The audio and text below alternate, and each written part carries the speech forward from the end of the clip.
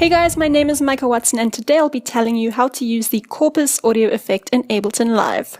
Corpus is an effect that simulates the acoustic characteristics of 7 different types of resonant objects that you can see in this drop-down list over here. Corpus takes an input, an audio signal, and treats the signal as though it were a kind of stick or a mallet beating on corpus itself. And corpus is an object, so for instance a plate or a pipe or a beam or marimba. Now the audio signal hits this corpus and corpus resonates, and so it adds resonance to your audio signal. I have a drum loop over here, and if I activate corpus,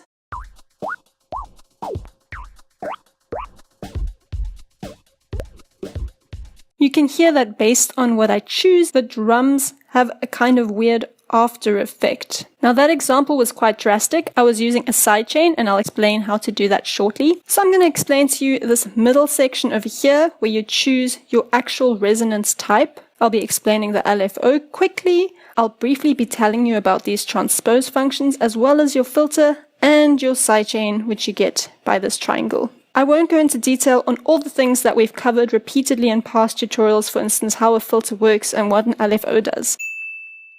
Now in your main body over here, you can choose your resonance type, and you've got 7 things to choose from. Each are physically modeled on actual objects. The names are fairly self-explanatory, but in case you're not sure what this membrane is a model of a rectangular membrane, for instance a drum head, with a variable size and construction. So let's choose membrane and you can see what I mean about this variable size and construction. Underneath your chooser, you've got a whole lot of knobs that you can tweak based on the qualities that you want from this resonant object. First on the right, you've got your resonator quality, and basically you can choose between a spectrum from basic to full. Basic uses minimal CPU resources, while full creates more sophisticated resonances but requires more CPU power. Also, these knobs can change depending on your resonator type. For instance, your tube has some of these grayed out. And all of a sudden you have radius, which you didn't have on your membrane. Under membrane it says material. Like I mentioned earlier, a membrane here is something, for instance a drum head, that you can strike, and you can choose what kind of material you want. And by what kind, I mean how this material responds to different frequencies. Whereas when you go to pipe and it says radius, well, a pipe is circular and the radius of the pipe will drastically impact the resonance quality of the pipe. And so will the openings, whether you've got 2 openings, one on either side of your pipe, or only 1 opening. With all of these controls, if you hover your mouse on it and you look to the left, you'll see your info view, and your info view gives you a really good description of what this knob does. This XY controller over here adjusts your decay time along the horizontal axis. As you can see, my decay knob is changing. And if you click and drag it along the vertical axis, you adjust your material parameter, or if you're on something like your pipe or your tube, it adjusts your radius. Now once you've found the desired resonance quality that you want, you can tweak your LFO. Now your LFO here modulates the frequency of your resonator. You can also switch the LFO off by clicking on this yellow rectangle. Like most LFOs in your Ableton audio effects, you can choose between your shapes.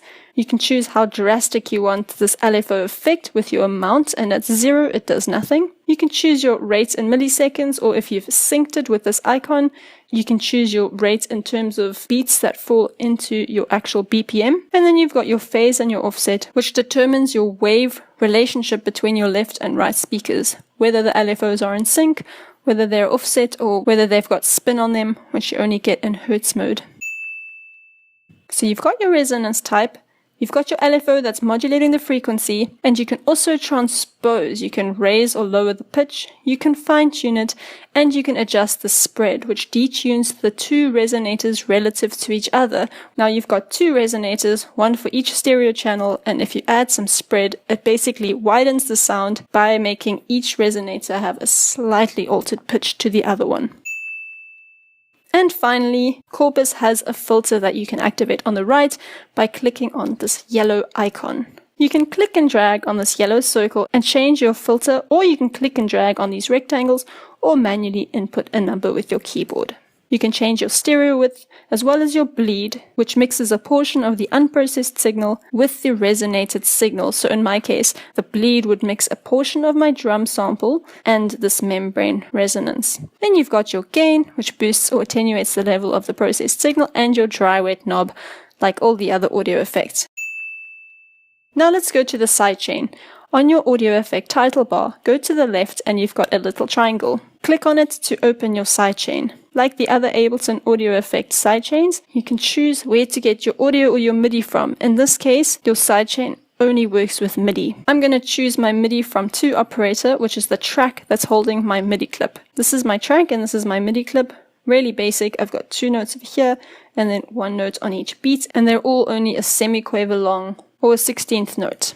You can also choose with this tapping point whether the MIDI sidechain is tapped before or after any MIDI effects that are in your MIDI tracks device chain. So your sidechain here can do one of 2 things. It can either follow the frequency or the pitch of your MIDI input so that the resonator resonates on that pitch at the time of your MIDI clip's notes. And it can also follow your MIDI off commands. So when your MIDI notes end, your resonator will also end. So for instance, as soon as my MIDI notes played over here, my resonance will stop. When you're using your sidechain, you need to make sure that the MIDI clip that's being used as a sidechain is playing at the same time as your audio. If you don't want to hear the actual MIDI clip, just bring the volume right down, like I have here. Now let's have them both playing.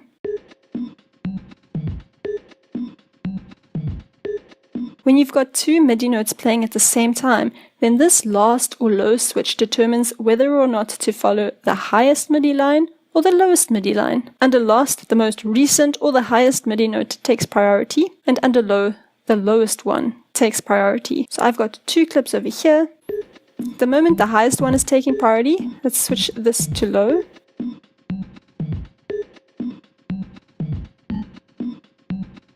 My off decay has also been on, and you may have noticed that the resonance stops suddenly. If I deactivate off decay, the resonance will keep ringing. I can also change how much it follows the MIDI off.